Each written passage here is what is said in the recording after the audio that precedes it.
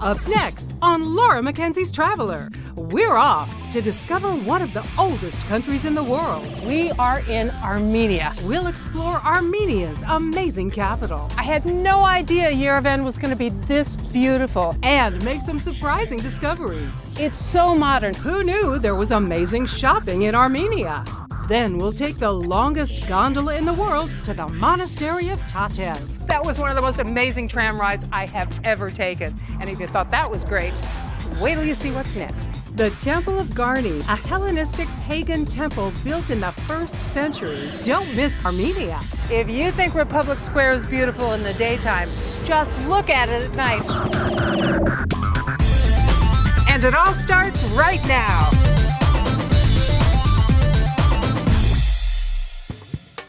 We are in a country on the edge of Eastern Europe, and it's one of the most beautiful that I've seen. Hi, I'm Laura Mackenzie, and we are in Armenia. I am so excited. I'm going to show you the capital of Yerevan. I'm going to take you to a cathedral that's almost 2,000 years old. I'm really excited, and I can't wait to show it to you. Our fatherland, free, independent, that has for centuries lived, is now summoning its sons to the free, independent Armenia. The powerful opening lines of the Armenian national anthem speak volumes of the small republic that embodies one of the oldest cultures and countries in the world. An incredible 3,500 years of recorded history chronicle Armenia as a great power just before the 1st century AD, becoming one of the oldest, strongest, and most culturally advanced civilizations in the known world, whose borders stretched from the Caspian Sea to the Mediterranean. Today's Armenia is a fraction of the size of ancient Armenia and the smallest of the former Soviet republics.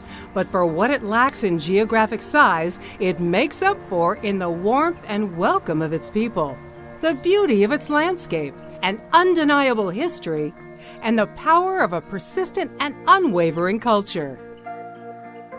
Yerevan is Armenia's capital, and Republic Square is the heart of the city. Wow, I had no idea Yerevan was going to be this beautiful. Now, this is the city center, and to give you an idea of what everything is, over here, that is the History Museum and the National Art Gallery. But look over here, this sort of pinkish building, that's the office of the Prime Minister. And you see the clock tower? They call that Yerevan's Big Ben. And just like London, this Big Ben isn't the clock, it's the bell. A little trivia. And today's Yerevan is the perfect place to base yourself for exploring in town as well as for day trips and excursions.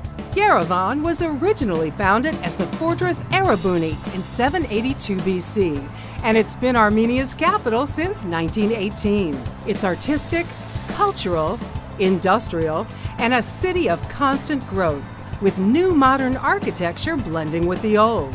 Here, what's new is state-of-the-art, and what's old is cherished and restored.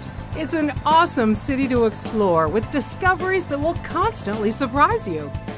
Highlights include Republic Square with its beautiful architecture and dancing fountains, the popular Matanadaran, the Research Institute and Museum of Ancient Manuscripts, where Armenia's treasured manuscripts are archived, the Yerevan Cascade, a giant stairway that links downtown with the Monument neighborhood, and the brilliant new designer shopping on Northern Avenue. You'll be fascinated with the museums, monuments, and markets. But take time to walk and meet some of the locals who often speak English and who'll happily share the cultural experience of Armenia with you. I've noticed there's so many outdoor cafes here. Oh, Armenians, they love sitting out, eating, drinking, enjoying life. And the flowers, I see them everywhere. Now, those flowers are very special. We have beautiful flowers all over Armenia. Everybody's been so nice and friendly here. Hospitality, #1 agenda in every Armenian's family. They love to receive people, make you feel at home. It's a beautiful country. It's what a can I beautiful tell city. you? Maestro Pelavanian knows Yerevan well. His roots are right here in Armenia. And as an international conductor who performs on a global scale, there's still nothing quite like coming home. What was it like living here in the 90s? Wow, 90s was a tough decade. You know, we were in conflict. Armenia was in conflict with its two frontiers. There was an embargo of goods and electricity. We had 2 hours of electricity a day, hardly any hot water. Sometimes we didn't even have bread. So everybody was rationed. And I was giving concerts here in Yerevan in that time. It was tough. And everyone else in the city had no electricity. Nobody had electricity. So a lot of people were just like flocking thousands to the concerts because that was the only place they could have heat and light, and they would change their mood. And then obviously we're doing concerts, giving music to them, so they were really happy. What about your musicians? And my musicians, yeah, those are tough. That was very emotional because a lot of my musicians were walking to rehearsal from very far away. They had no transport, and I could tell on their face that they were like hungry, problems at home, no food, so I could really tell, you know. But as soon as I began to conduct, they just went, wow, just energetic, and they start giving me all they had and forgot all their problems. And I really think I had some of the best concerts in my whole You career. probably inspired a lot of musicians and kids to be musicians. So what's it like coming back now? Well, you know, now after 10 years of absence, I came back, and actually everybody was saying, the young generation, I never met them, but they all knew about me. The older generation was always telling them about George Pelivanian. He was a great conductor. He came, in the tough times, he was here, he motivated us. And so all the young ones are like waiting to meet me. Oh, the Armenians are very proud of George. They're so proud of him. I'm proud of them too. Music is definitely an important part of the Armenian culture. Well, I'm kind of waiting around for the sun to go down because if you think this is pretty in the daytime, you should see it at night. The fountains come alive. They go spraying up in the air. There's colors and there's lights and there's all kinds of music. It's choreographed. You'll hear everything from classical to jazz to Frank Sinatra. It's amazing. The first singing fountain in the Soviet Union. Little trivia.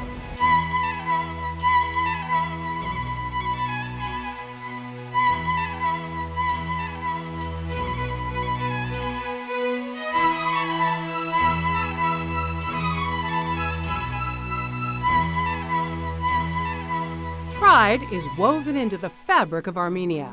But there is a grisly episode in this country's history that's too often unrecognized: the Armenian genocide. This is the most important museum in Yerevan, chronicling the history of Armenia leading up to the genocide of 1915, as well as the events that followed. Under constant threat of foreign domination, historically, Armenia suffered at the hands of many, the most brutal of which was the Ottoman Turks. Thousands of Armenians were massacred in 1894 and 1896, but by far the most horrific massacre took place in 1915 during the First World War, creating hundreds of thousands of refugees who have relocated all over the world. The Armenian Genocide Museum was built in 1995 on the 80th anniversary of the Armenian Genocide. It was built to raise awareness among international community and to prepare documentation on the Armenian Genocide. The Armenian Genocide Memorial Complex, built in 1967, is the official memorial dedicated to the victims of the genocide and a must-visit while in Yerevan. In 1965, on the occasion of the 50th anniversary of the genocide, demonstrations were held in Yerevan, and after these demonstrations, the Soviet government of Armenia permitted to construct the monument with eternal fire. And still the anthem continues. Here is a flag for you, my brother, that I have sown over the sleepless nights and bathed in my tears. The flag, long an important symbol of Armenia, it's another powerful reminder of what Armenia stands for. So, do you know what the colors of the Armenian flag mean? I know 2 out of 3. I know red is for the blood, blue is for the sky, but I don't know what the orange is. The orange you don't know. Okay, Yeah. it's important because it means the apricot, the fruit. Because Armenian people are so hardworking, they put so much effort in cultivating their lands, and we have one of the most tasty fruits and vegetables in the world. There you go, now we know. Coming up next, who knew there was amazing shopping in Armenia? This was the biggest surprise to me. And some fascinating day trips. Laura, here, look. First century Aramaic graffiti. Unbelievable. Here's a tip. The water in Yerevan is clean and safe to drink. However, bottled water is recommended in the countryside as it comes from wells.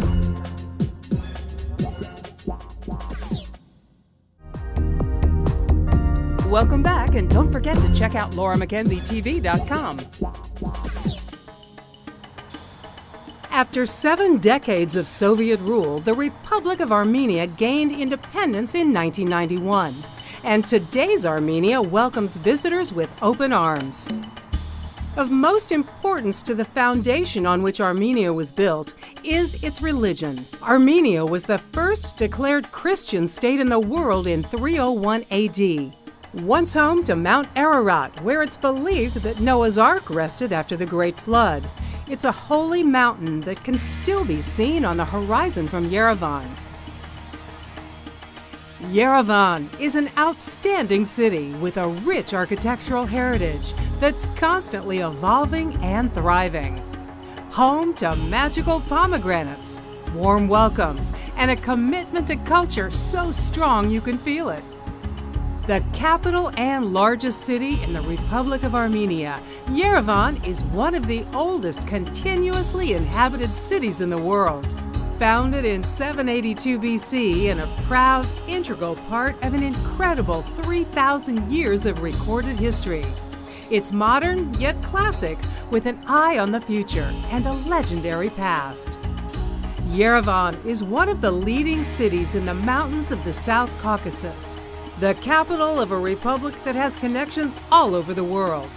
Yerevan is a popular destination for visitors, with historic and religious sites, high-end fashion shopping, and incredible architecture bridging past and present. A very safe and family-friendly city with parks and fountains and sidewalks for leisurely strolls lined with cafes.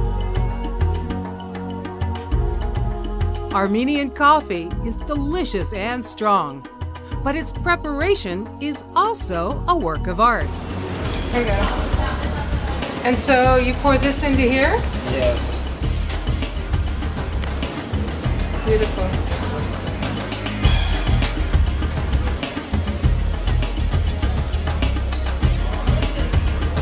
Armenian coffee. Armenians have a very strong sense of family, and the locals are just waiting to show off their pride and joy. So, let's see Yerevan. Starting with a major symbol of Christianity is the logical first step here, because religion is a cornerstone in Armenia. And as the first country to adopt Christianity, the practice and the history is built into the very fabric of everyday life. A must-see near the capital of Yerevan is the mother cathedral of the entire Armenian church. It's known as the oldest Christian cathedral in the world, dating back to the 4th century. And according to its name, this is where the only begotten descended. Teach me how to say the name of the cathedral. Echmiadzin. Echmiadzin. Yes. Yes, okay. I heard it was almost 2,000 years old, is that right? Right, the first stone was put in 301 AD. That's Really? Have you been here before? Yeah, like 15 years ago I was here. And these are the tombs of the popes? Right, all the Armenian popes are buried here. And well, what's really special is that one, the latest one, Karekin Gatoigos, was a friend of mine. No. Yeah, I knew him as a kid. We used to box together in his office. Oh, how special. And he was the priest that wed my mother and father. That's amazing. So it's a real personal friend. Stepping within the church is an inspiring, solemn, and holy experience. It's beautiful and of utmost importance to its members and followers of the Christian faith.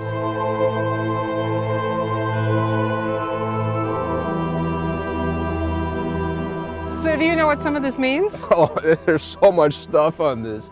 This is like ancient. You know, in Armenia they call khachkars, cross, stones cross. There's a symbolism of Christianity. Actually, these things came about right after Armenia became Christian in the 4th century, 301. And everybody began to have one of these because they used it for births. The kings used them when they had victories. When a monastery was built, they used to have this. So here you have a lot of symbols. You have the cross, obviously, you see that. Wow, so how old are these? Well, they told me it's 4th century. Wow. Yeah, it's really ancient. Do you know what the symbols mean? Yeah, I think this is the grapes, and they mean unity. Okay.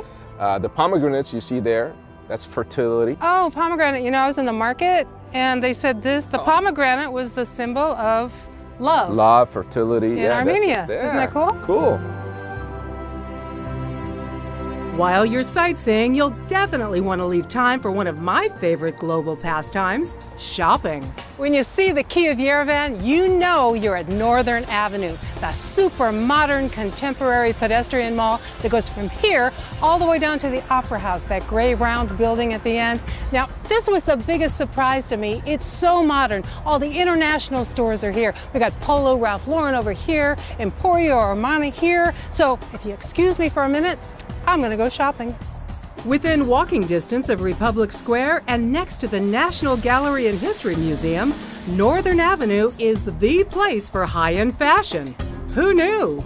Exploring Yerevan is an eye-opening experience, and a general understanding of Armenian history will definitely enhance several day trips you can take from Yerevan. Coming up next, just an hour from Yerevan, come face to face with the past. Unbelievable. In the middle of nature, it's just really quiet.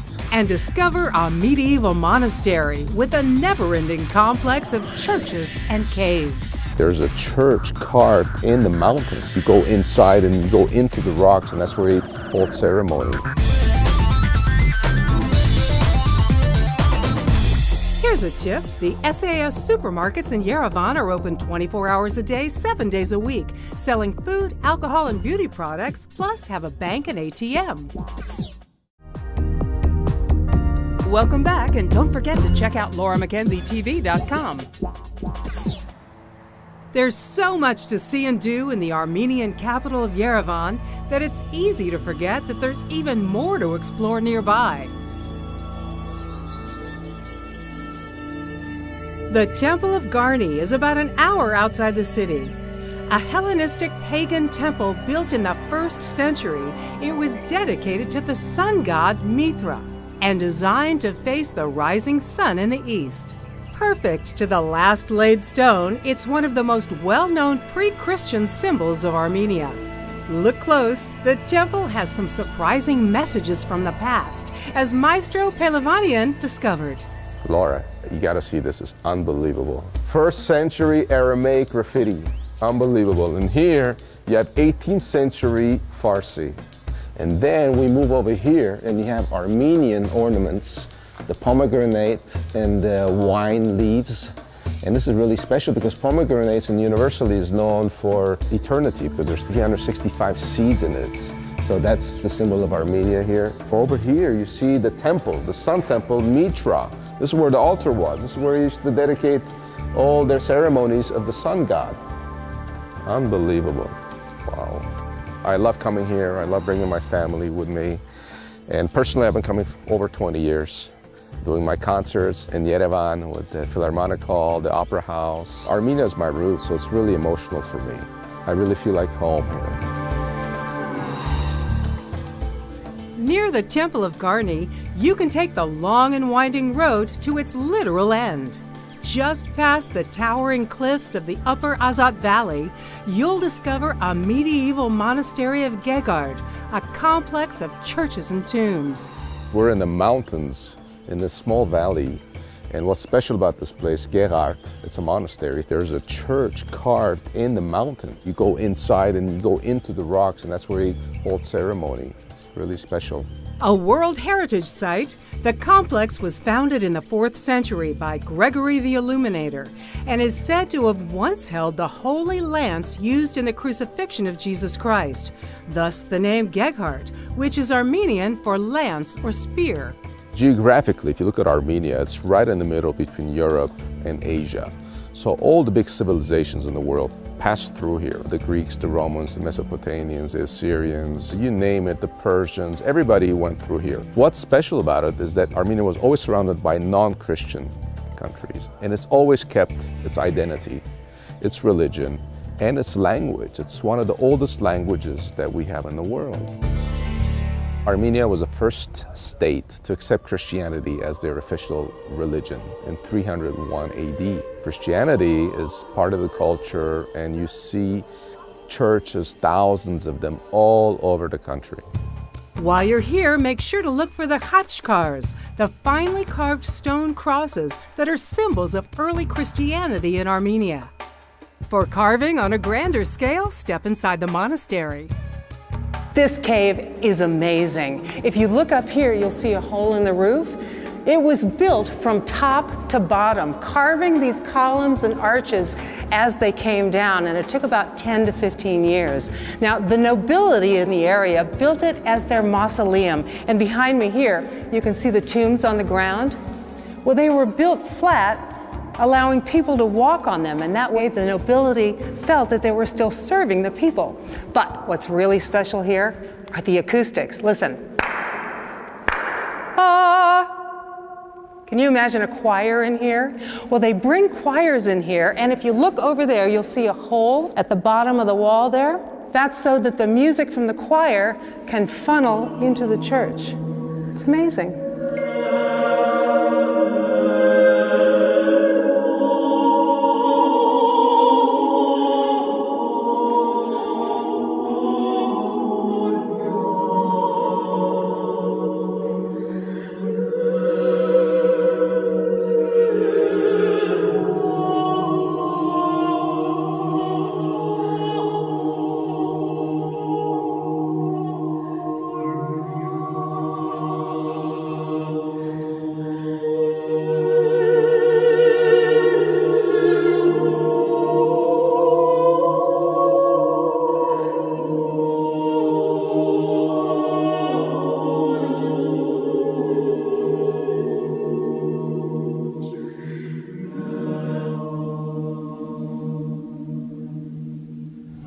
Coming up next, we take a trip to the top. Oh, we are so high. To discover an amazing medieval treasure. Wait till you see what's next. Tatev, in Armenian, Tatev means wings.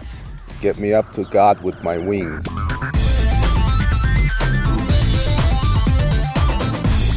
Here's a tip. An easy dram to dollar conversion trick is to cover 3 zeros and double what's left. 10,000 dram equals about $20. Laura Mackenzie's Traveler. We'll be right back.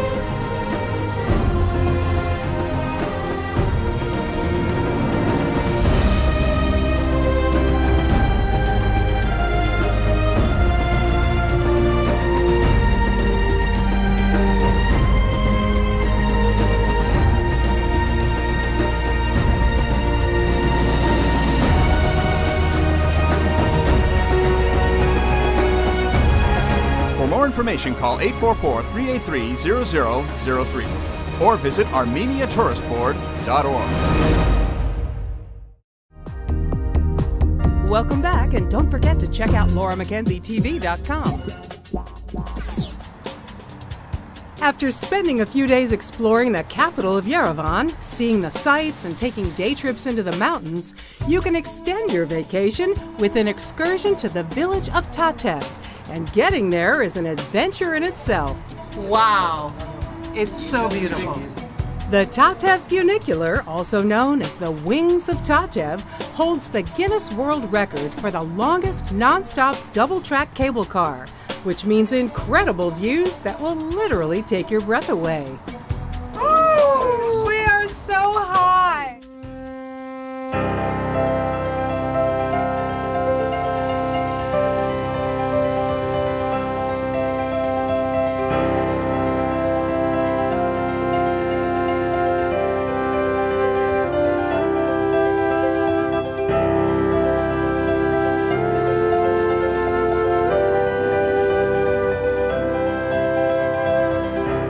This amazing aerial tram takes you on the trip of a lifetime, traveling at 23 miles an hour for an unforgettable 10 minutes. At one point, you'll be 1,000 feet above the Vorotan River Gorge and its rural village below. When you reach the top, you'll be on the edge of an ancient rocky cliff surrounded by gorgeous green mountains.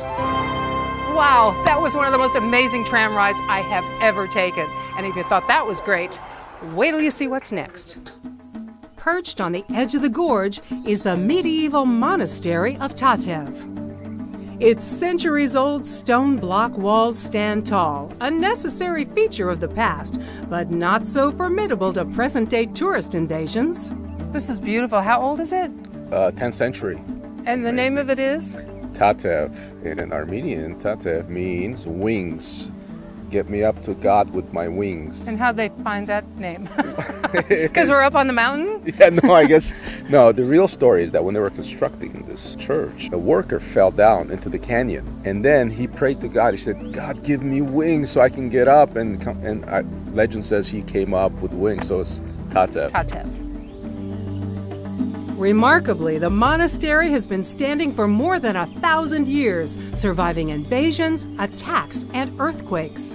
Not simply a monastery, this was also the biggest and most advanced university in Armenia during medieval times.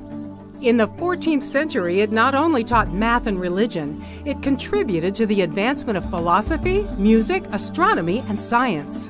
As you're exploring, definitely look into the original oil mill, now fully restored as an interactive museum. So Laura, what's this place about? I actually know. This is an oil mill. They used to put seeds in this thing right here. They'd get an animal to push the stick around. The stone would go around and it would crush the seeds to make oil. Now, do you know what kind of oil they would make? Tell us, I have no idea. Sesame, linseed, and hemp. And what did they use the oil for? For hummus? No, not for suntan lotion either. It was for food, for candles, and then when the enemies came, they would boil it and pour it over the wall. Oh, just like the movies. Exactly.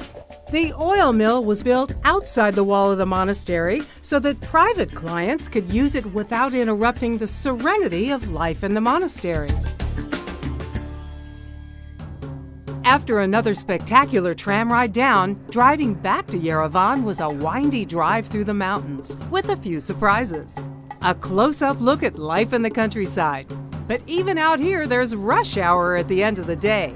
Rules of the road? Pull over, as cows and sheep have the right of way. Sunset with the herd. It's a magical experience. Hey, doggy. And a glimpse of the real Armenia. Up next, a lot more to see and to taste in Armenia's legendary markets. So what do you call this bread? Jingalov hats. Jingalov huts. Jingalov hats. Jingalov huts. Jingalov huts. Do you know how to spell it in English letters? Oh, No. Okay. Here's a tip. Many international labels have shops in Yerevan and most accept credit cards. Your credit card exchange rate is set when the bill is computed, not on the day of sale.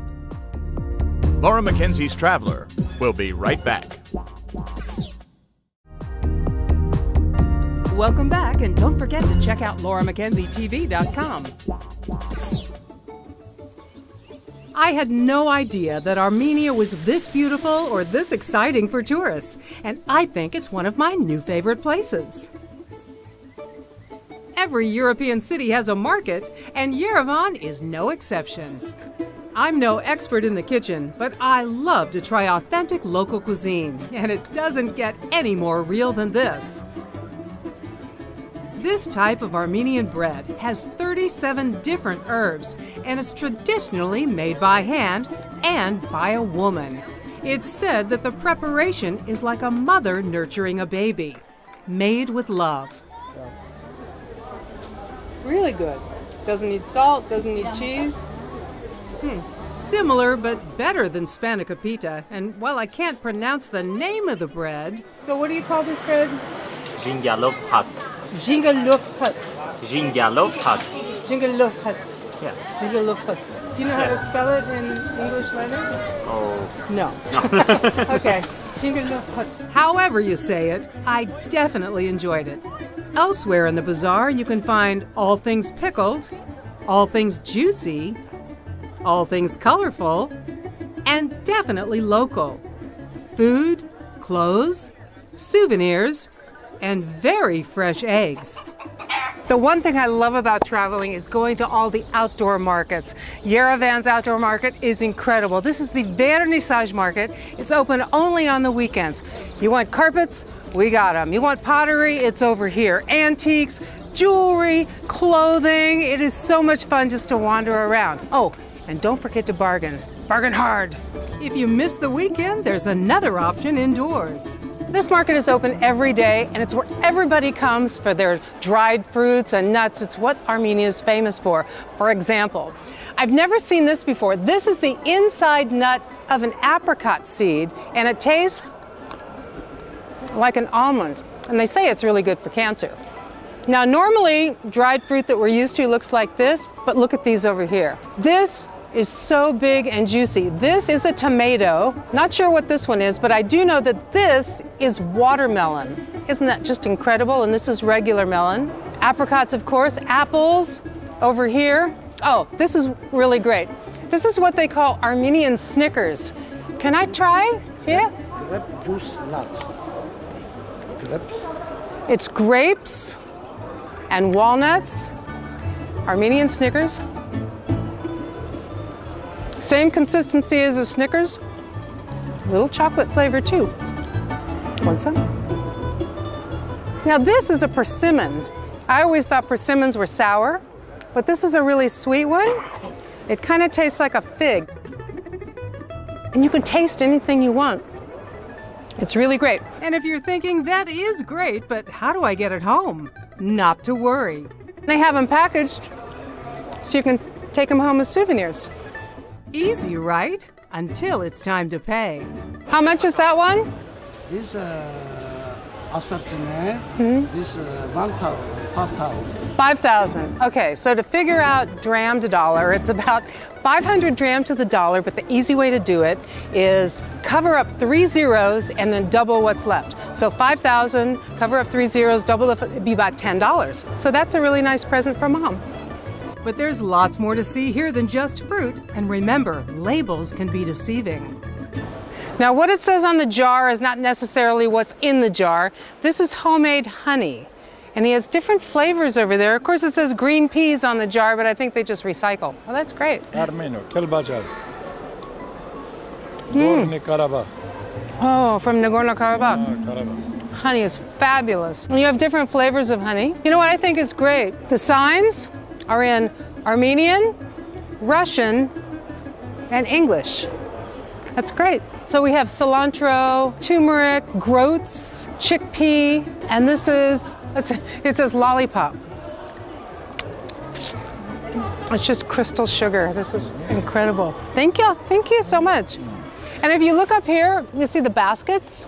They told me that people come from Russia and other countries, they come here to the market, they take those baskets, they fill them totally up, and then they carry them right on the airplane. The airlines let them walk on with all this dried fruit and spices. It's great. The variety here is staggering, and my favorite has to be the staple of every Armenian meal, lavash. The lavash is the traditional bread, and there's a couple of different kinds. This one is just white flour, and it's baked, and you can see it's kind of bumpy. Both of these are from the village of Geghard. This one is the local flour in Geghard, and that was baked there. Geghard is where the monastery is. And look, they are just paper thin, just gorgeous. And best of all, I got to see how lavash is traditionally made. Oh, look at how beautiful that is. Traditional Armenian lavash. We are making it in the only way to make it. It's an Armenian oven that's like a tandoori. So she has her dough already. The next step, she puts it on this big pillow-like thing, stretches it out, gets it as thin as she can. I don't know how they do that without putting holes in it. And then watch this. This is the best part, putting it in the oven. Here we go. Slaps it on the side of the oven. And it stays there for what, maybe 20 seconds? And this is how they make traditional Armenian lavash. And trust me, it's delicious. Woo! Hot lavash. Amazing. Bravo! The only thing better than making lavash is eating it. Can I try a piece? Yeah. Yeah. I mean, look how thin this is. You can see right through it. It is so fresh. And fresh is what it's all about. No wonder Armenians are masters of hospitality. Everybody's trying to feed me. He just brought me over some of the local cheese. You just basically put everything in lavash and roll it up like that. It's very good like that. For you? Up next, beauty and art meet culture and tradition for a family photo. And a time-honored tradition comes to life right before your eyes. This is hard. Pull it through. It's not as easy as it looks. It's so frustrating. Let me see you do fast. And the nightlife in Armenia, from the traditional to the tremendous. Check out these lights. Here's a tip. You can email your hotel concierge in advance for restaurant, driver, and tour reservations so you can plan your schedule before you arrive. Laura Mackenzie's Traveler will be right back.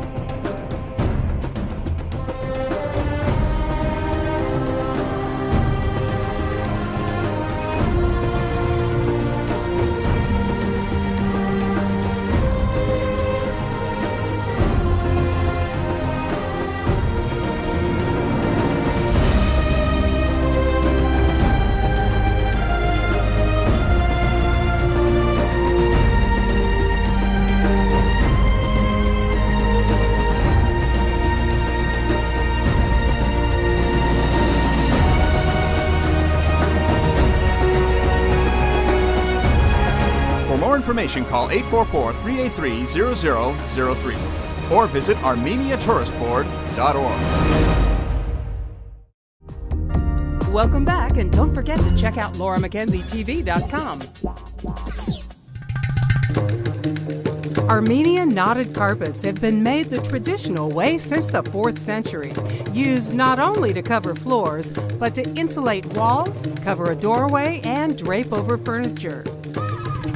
Here at Majarian Carpets, these centuries-old traditions are strictly adhered to, especially in the use of natural colors. So you don't use any chemical colors? We don't have any chemical colors right here because chemical colors, 40, 50 years when that goes washing, it's come out, it's changed. Right. But those, so this is pomegranate. The nutshell here is what kind of nut? this one we could make a dark brown, light brown. Okay, now how do you get that one? We don't have Armenian indigo, we bring it from India. Indigo, like you use in blue jeans, it bleeds. How do you keep the colors from bleeding? Well, we have here processing stone. We put it in the water. If everything died, then we fix the colors and never come out the colors. So can we see how some of the carpets are made? Sure. Okay, great. Now all the knocking you hear in the background, that's them pounding the threads down into the carpet. And these are a couple of different kinds. This is the knotted one, yes? Knotted rock. And what's the difference between the flat one? They don't put a knot, they're just going back and forth. It's just weaving, no knot, okay. Yeah, no knot. So these are cheaper and faster to make? Faster and cheaper to make. And this is a different kind, it's a killam, yeah? Yeah, killam. Are they the same on both sides? Yeah. Yeah, that's great. So when this side gets dirty, flip it over. Let's go over and look at them making the carpet. So here they are, hard at work making carpets. How does this work? When they put the nuts, now they put in the foundation, they hammer in the foundation. Right. And they cut in the wool now, the extra wool. And as soon as they do that, They start making knots. yes. How long does it take to, say, make a piece about that big, like a square meter? Well, a square meter about 1.5, 2 months. 2 months? Wow. 1 meter about 2 months, 1.5 months. Let's walk up here because I can see that they're doing their knots over here. You told me earlier there's 3 different knots? Yeah, 3 different Persian knots, Armenian knots. It's a double knot. This is the pattern? This is the pattern. And each one of the squares? Each square is 1 knot. So they have to look at those knots and they put the wool exactly which color is where. It goes so fast. Well, you see that's the experience. When they look at one and they know how many, 3 or 4. So they just do it by eye. They don't lay the pattern on the carpet No, first. they turn it. That's amazing. Can you teach me how to do a knot? Sure. Okay. This is hard. Pull it through and hold it, and then we get the back one. Okay. This one. Okay. She's going. No. Pull it through. In my mind, I can see it. I can see it. It's so easy.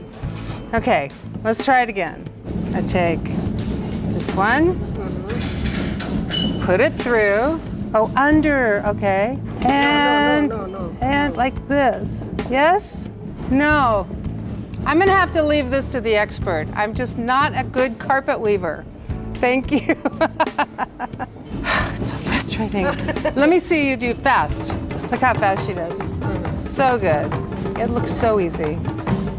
Thank you. After spending some time shopping for carpets, you can take a break with some traditional food and entertainment. And every Armenian dinner has a first course consisting of lots of small plates, and always with their famous lavash. Okay, our dolmas have just come off the stove, so how do you eat them? Please help yourself and take as many as you want. I'll start with one. Yeah. Put some matsun over it. Yogurt. What is matsun? It's Armenian yogurt. Very nice. Meat and rice. And now for the taste. We also like it with garlic as well. Ooh, that would be good. It is really good. Much better than any dolma I've ever had before. So now we eat. So far, I've seen a lot of history and culture, but now I've found a new way to live it. A great thing to do when you come to Armenia is to get outfitted in the traditional dress and have your photo taken. And you can do it with these 2 ladies right here. Can you tell me what I'm wearing? Traditional Armenian clothes, particularly this one, the one that you wear, is from Vaspurakan region, belonging to 17th century, and it is handmade with a special prawn. Your headband, it has the tree of life on it.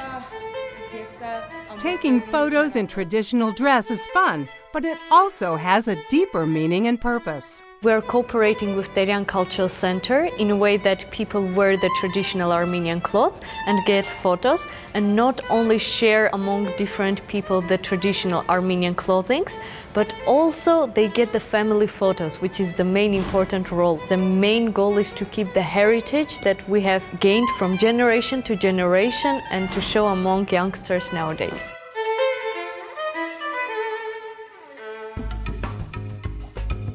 After a long day of history and culture, head on back to Republic Square. This is where it all happens, including an increasingly famous nightlife. If you think Republic Square is beautiful in the daytime, just look at it at night. I mean, check out these lights. And do you hear the music? Don't miss the fountains. After dark, the fountain really comes alive, choreographed to music ranging from rock to classical for an hour of uninterrupted magic. Afterwards, the night is young with time for another traditional Armenian experience. You want to have some fun? You have to go out to one of the folkloric shows, and here they really get into it. And surprisingly, the food's really good. Want some bread?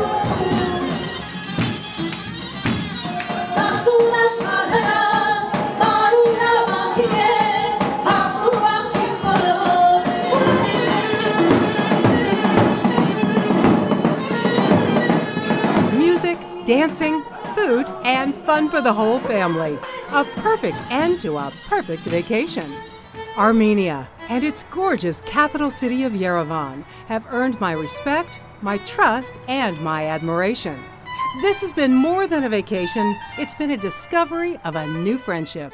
Well, were you surprised at Armenia? I know I was. I hope you enjoyed seeing it with me and that you'll join me again next time from another terrific place somewhere else around the world. From Yerevan, I'm Laura Mackenzie. Bye-bye.